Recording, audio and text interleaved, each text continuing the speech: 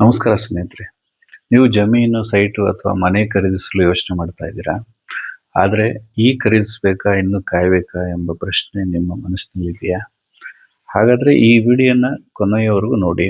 ಯಾಕಂದರೆ ಇವತ್ತು ನಾವು ರಿಯಲ್ ಎಸ್ಟೇಟ್ ಮಾರ್ಕೆಟ್ ಸೈಕಲ್ ಅಂದ್ರೇನು, ಅದರ 4 ಹಂತಗಳು ಯಾವುವು ಮತ್ತು ಯಾವ ಹಂತದಲ್ಲಿ ಖರೀದಿಸಿದರೆ ಹೆಚ್ಚು ಲಾಭ ಸಿಗುತ್ತೆ ಎಂಬುದನ್ನು ಸಂಪೂರ್ಣವಾಗಿ ಇವತ್ತು ತಿಳಿಸ್ತೀನಿ. ಮೊದಲು ಒಂದು ವಿಷಯ ನೆನಪಿಟ್ಕೊಳ್ಳಿ, ರಿಯಲ್ ಎಸ್ಟೇಟ್ ಮಾರ್ಕೆಟ್ ಎಂದಿಗೂ ಒಂದೇ ರೀತಿ ಇರೋದಿಲ್ಲ. ಅದು ಒಂದು ಚಕ್ರದಂತೆ ತಿರುಗ್ತಾ ಇರುತ್ತೆ. ಕೆಲವೊಮ್ಮೆ ಬೆಲೆ ವೇಗವಾಗಿ ಇರುತ್ತೆ, ಕೆಲವೊಮ್ಮೆ ಸ್ಥಿರವಾಗಿರುತ್ತೆ, ಮತ್ತೆ ಕೆಲವೊಮ್ಮೆ ನಿಧಾನವಾಗಿ ಇಳಿಯುತ್ತೆ. ನಂತರ ಮತ್ತೆ ಬೆಳವಣಿಗೆ ಆರಂಭ ಆಗುತ್ತೆ. ಇದನ್ನೇ ರಿಯಲ್ ಎಸ್ಟೇಟ್ ಮಾರ್ಕೆಟ್ ಸೈಕಲ್ ಅಂತ ಕರೀತಾರೆ. ಈ ಮಾರ್ಕೆಟ್ ಸೈಕಲ್ನಲ್ಲಿ ಮುಖ್ಯವಾಗಿ 4 ಹಂತಗಳಿವೆ. ಅದಕ್ಕೂ ಮೊದಲು ನಿಮ್ಮಲ್ಲಿ ಒಂದು ವಿನಂತಿ, ನಿಮ್ಮ ರಿಯಲ್ ಎಸ್ಟೇಟ್ ಮೇಷ್ಟ್ರು ದಯವಿಟ್ಟು ನಮ್ಮ ಪೇಜನ್ನು ಲೈಕ್ ಮಾಡಿ, ಶೇರ್ ಮಾಡಿ, ಕಾಮೆಂಟ್ ಮಾಡಿ, ಇನ್ನಷ್ಟು ವಿಡಿಯೋಗಳನ್ನು ಮಾಡಲು ಪ್ರೋತ್ಸಾಹಿಸಿ. ಹೆಸರುಘಟ್ಟ ಅಥವಾ ಬೆಂಗಳೂರು ನೀವು ಪ್ರಾಪರ್ಟಿ ಖರೀದಿಸಲು ಆಸಕ್ತಿ ಇದ್ದರೆ ಸಂಪರ್ಕಿಸಿ. ಮತ್ತೆ ವಿಷಯಕ್ಕೆ ಬರೋಣ. ಮೊದಲ ಹಂತ ಇದು ರಿಕವರಿ ಸ್ಟೇಜ್ ಅಂತ ಹೇಳ್ತೀವಿ. ಇದು ಮಾರುಕಟ್ಟೆ ಕುಸಿದ ನಂತರ ಈ ಹಂತ ಜನರಲ್ಲಿ ಇನ್ನೂ ಭಯ ಇರುತ್ತೆ. ಖರೀದಿದಾರರು ಕಡಿಮೆ ಇರ್ತಾರೆ, ಬೆಲೆಗಳು ಹೆಚ್ಚು ಏರಿದಿರುವುದಿಲ್ಲ. ಸರ್ಕಾರ ಹೊಸ ರಸ್ತೆ, ಮೆಟ್ರೋ, ಕೈಗಾರಿಕೆ, IT ಪಾರ್ಕ್ ಅಥವಾ ಮೂಲಸೌಕರ್ಯ ಯೋಜನೆಗಳನ್ನು ಆರಂಭಿಸಿರುತ್ತೆ. ಆ ಟೈಮು ಬುದ್ಧಿವಂತ ಇನ್ವೆಸ್ಟರ್ ಏನು ಮಾಡ್ತಾರೆ, ಅವಕಾಶವನ್ನು ಹುಡುಕೊಂಡು ಅಲ್ಲಿ ಬಂದಿರ್ತಾರೆ. ಇದು ಫಸ್ಟ್. ಎರಡನೇ ಹಂತದಲ್ಲಿ ಎಕ್ಸ್ಪೆನ್ಷನ್ ಸ್ಟೇಜ್ ಇರುತ್ತೆ. ಈ ಹಂತದಲ್ಲಿ ಅಭಿವೃದ್ಧಿ ಕಾಣಿಸಿಕೊಳ್ಳಲು ಆರಂಭವಾಗಿರುತ್ತೆ. ಆಲ್ರೆಡಿ ರಸ್ತೆಗಳು ನಿರ್ಮಾಣ ಆಗ್ತಾ ಇರ್ತವೆ, ಹೊಸ ಲೇಔಟ್ಗಳು ಬರ್ತಾ ಇರ್ತವೆ, ಅಲ್ಲಿ ಬ್ಯಾಂಕ್ ಲೋನ್ಗಳು ಸುಲಭವಾಗಿ ಸಿಗ್ತಾ ಇರ್ತವೆ, ಜನರ ಬೇಡಿಕೆ ಕೂಡ ಹೆಚ್ಚಾಗಿರುತ್ತೆ, ಬೆಲೆಗಳು ನಿಧಾನವಾಗಿ ಏರಲು ಆರಂಭವಾಗಿರ್ತವೆ. ಈ ಹಂತವನ್ನು ಹಲವಾರು ಜನ ಇನ್ವೆಸ್ಟರ್ಸು ಸಹ ಒಳ್ಳೆಯ ಸಮಯ ಅಂತ ಪರಿಗಣಿಸ್ತಾರೆ. ಮೂರನೇ ಹಂತ ಹೈಪರ್ ಸಪ್ಲೈ ಸ್ಟೇಜ್. ಇದು ಈ ಸಮಯದಲ್ಲಿ ಎಲ್ಲರೂ ರಿಯಲ್ ಎಸ್ಟೇಟ್ ಕಡೆ ಓಡ್ತಾ ಇರ್ತಾರೆ. ಹೊಸ ಪ್ರಾಜೆಕ್ಟ್ಗಳು ಬರ್ತಾರೆ, ಬಿಲ್ಡರ್ಗಳು ಹೆಚ್ಚು ನಿರ್ಮಾಣ ಮಾಡ್ತಾ ಇರ್ತಾರೆ, ಸಪ್ಲೈ ಹೆಚ್ಚಾಗಿರುತ್ತೆ, ಡಿಮ್ಯಾಂಡ್ ಕೂಡ ಹೆಚ್ಚಿರುತ್ತೆ. ಆದರೆ ಬೆಳವಣಿಗೆ ಮಾತ್ರ ನಿಧಾನವಾಗಿರುತ್ತೆ, ಬೆಲೆ ಏರಿಕೆ ಕಡಿಮೆ ಆಗಿರುತ್ತದೆ, ಕೆಲವೊಮ್ಮೆ ಮಾರಾಟಕ್ಕೂ ಹೆಚ್ಚು ಸಮಯ ಬೇಕಾಗುತ್ತೆ. ಇನ್ನು 4ನೇ ಹಂತ ಇಲ್ಲಿ ರಿಸಿಷನ್ ಸ್ಟೇಜ್ ಅಂತ. ಈ ಹಂತದಲ್ಲಿ ಮಾರುಕಟ್ಟೆ ತುಂಬ ನಿಧಾನವಾಗಿರುತ್ತೆ, ಡಿಮ್ಯಾಂಡು ಕಡಿಮೆ ಇರುತ್ತೆ, ಮತ್ತು ಹಲವಾರು ಪ್ರಾಪರ್ಟಿ ಮಾರಲು ಪ್ರಯತ್ನಿಸ್ತಾ ಇರ್ತಾರೆ. ಕೆಲವರು ಡಿಸ್ಕೌಂಟ್ ಕೊಡ್ತಾ ಇರ್ತಾರೆ. ಕೆಲ ಪ್ರಾಜೆಕ್ಟ್ಗಳು ತುಂಬ ಲೇಟಾಗಿ ಅದು ಕಂಪ್ಲೀಟ್ ಆಗ್ತವೆ. ಇದು ಕೂಡ ಶಾಶ್ವತ ಅಲ್ಲ, ಪ್ರತಿಯೊಂದು ಇದು ರಿಕವರಿ ಆಗೇ ಆಗುತ್ತೆ ಖಂಡಿತ. ಈಗ ಮುಖ್ಯ ಪ್ರಶ್ನೆ, ಹಾಗಾದರೆ ಯಾವ ಹಂತದಲ್ಲಿ ಪ್ರಾಪರ್ಟಿ ಖರೀದಿಸಬೇಕು ಅನ್ನೋದು.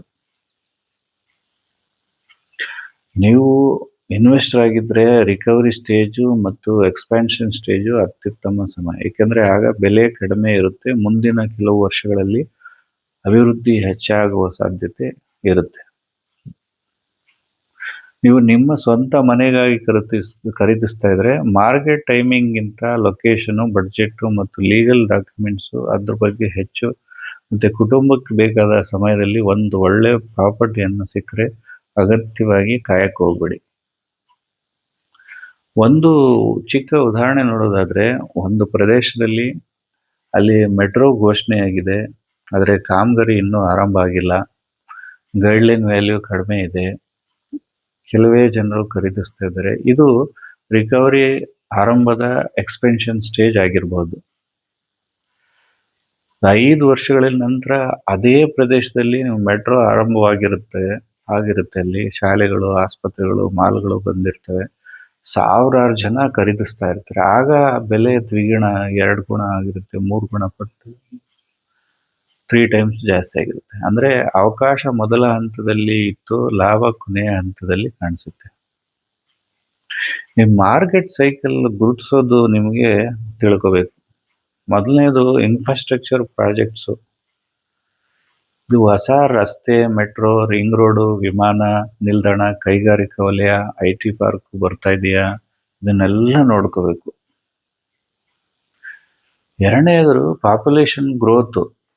ಜನಸಂಖ್ಯೆ ಹೆಚ್ಚಾಗ್ತಿರೋ ಪ್ರದೇಶಗಳಲ್ಲಿ ಹೂಡಿಕೆ ಹಾಕಿದ್ರೆ ಅಲ್ಲಿ ಬೇಡಿಕೆ ಹೆಚ್ಚಾಗುತ್ತೆ. ಮೂರನೇದರಲ್ಲಿ ಎಂಪ್ಲಾಯ್ಮೆಂಟು. ಈ ಹೊಸ ಕಂಪನಿಗಳು, ಕಾರ್ಖಾನೆಗಳು ಮತ್ತು ಉದ್ಯೋಗ ಅವಕಾಶಗಳು ಬಂದರೆ ಪ್ರಾಪರ್ಟಿ ಡಿಮ್ಯಾಂಡ್ ಕೂಡ ಹೆಚ್ಚಾಗಿರುತ್ತೆ. ನಾಲ್ಕನೇದು, ಇದು ರೆಂಟಲ್ ಡಿಮ್ಯಾಂಡ್ ಏನಾದರೂ ಇದೆಯಾ, ಅಲ್ಲಿ ಬಾಡಿಗೆ ಮನೆಗಳು ಬೇಡಿಕೆ ಇದ್ದರೆ ಆ ಪ್ರದೇಶ ಭವಿಷ್ಯದಲ್ಲಿ ಉತ್ತಮವಾಗಿರೋದಕ್ಕೆ ಸಾಧ್ಯ ಇರುತ್ತೆ. ಐದನೇದಂದ್ರೆ ಇನ್ವೆಂಟ್ರಿ. ಇದು ಸಾವಿರಾರು ಖಾಲಿ ಅಪಾರ್ಟ್ಮೆಂಟ್ಗಳು ಇದ್ರೆ ಮಾರ್ಕೆಟ್ ನಿಧಾನವಾಗಿರ್ಬೋದು, ಆದರೆ ಉತ್ತಮ ಪ್ರಾಪರ್ಟಿಗಳು ಬೇಗ ಮಾರಾಟವಾಗ್ತಿದ್ರೆ ಡಿಮ್ಯಾಂಡ್ ಹೆಚ್ಚಿದೆ ಅಂತ ಅರ್ಥ. ಆರನೇದು, ಈ ಗೌರ್ಮೆಂಟ್ ಪಾಲಿಸೀಸ್, ಹೊಸ ಅಭಿವೃದ್ಧಿ ಯೋಜನೆಗಳು, ಏನೋ ಝೋನ್ ಬದಲಾವಣೆ, ಇನ್ಫ್ರಾಸ್ಟ್ರಕ್ಚರು, ಬಡ್ಜೆಟು, ಮೆಟ್ರೋ ಇದು ಎಕ್ಸ್ಪೆನ್ಷನ್ನು ಮಾರ್ಕೆಟ್ ಮೇಲೆ ದೊಡ್ಡ ಪರಿಣಾಮ ಬೀರುತ್ತೆ. ಈಗ ಹಲವರು ಮಾಡುವ ದೊಡ್ಡ ತಪ್ಪುಗಳು ಏನು ಅಂತ ನೋಡೋಣ. ಬೆಲೆ ಈಗಾಗಲೇ ಹೆಚ್ಚು ಏರಿದ ನಂತರ ಖರೀದಿಸೋದು. ಈ ಸೋಷಿಯಲ್ ಮೀಡಿಯಾ ಹೈಪ್ ನೋಡಿ ನಿರ್ಧಾರ ಮಾಡೋದು. ಲೀಗಲ್ ವೆರಿಫಿಕೇಶನ್ ಮಾಡದೆ ಹಣ ಕೊಡೋದು. ಮಾರ್ಕೆಟ್ ರಿಸರ್ಚ್ ಮಾಡದೆ ಹೂಡಿಕೆ ಮಾಡೋದು.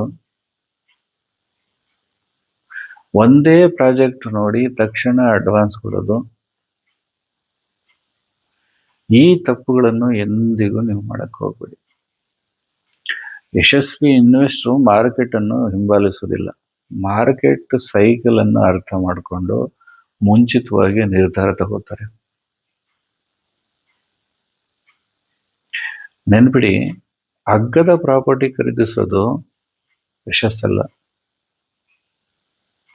ಸರಿಯಾದ ಸಮಯದಲ್ಲಿ ಸರಿಯಾದ ಲೊಕೇಶನ್ನಲ್ಲಿ ಸರಿಯಾದ ದಾಖಲೆಗಳು ಇರುವ ಪ್ರಾಪರ್ಟಿ ಖರೀದಿಸುವುದೇ ನಿಜವಾದ ಯಶಸ್ಸು. ನನ್ನ ಕೊನೆಯ ಸಲಹೆ ಏನು ಅಂದರೆ, ಇವು ರಿಯಲ್ ಎಸ್ಟೇಟ್ನಲ್ಲಿ ಹಣ ಮಾಡುವವರು ಮಾರ್ಕೆಟ್ ಅನ್ನು ಊಹಿಸುವವರಲ್ಲ, ಮಾರ್ಕೆಟ್ ಸೈಕಲ್ ಅನ್ನು ಅರ್ಥ ಮಾಡಿಕೊಂಡು ದೀರ್ಘಾವಧಿ ದೃಷ್ಟಿಯಿಂದ ಇನ್ವೆಸ್ಟ್ ಮಾಡೋರು. ಈ ವಿಡಿಯೋ ನಿಮಗೆ ಉಪಯುಕ್ತವಾಗಿದೆ ಅಂತ ಅನಿಸಿದ್ರೆ ಲೈಕ್ ಮಾಡಿ, ಶೇರ್ ಮಾಡಿ ಮತ್ತು ನಮ್ಮ ಚಾನಲನ್ನು ಸಬ್ಸ್ಕ್ರೈಬ್ ಮಾಡಿ. ನಿಮ್ಮ ಪ್ರಶ್ನೆಗಳಿಗೆ ಕಾಮೆಂಟ್ನಲ್ಲಿ ಏನಾದರೂ ಇದ್ದರೆ ಕೇಳಿ. ಮುಂದಿನ ವಿಡಿಯೋದಲ್ಲಿ ಮತ್ತೊಂದು ಮಹತ್ವದ ರಿಯಲ್ ಎಸ್ಟೇಟ್ ವಿಷಯದೊಂದಿಗೆ ಮತ್ತೆ ಭೇಟಿಯಾಗೋಣ. ಅಲ್ಲಿವರೆಗೆ ಧನ್ಯವಾದಗಳು.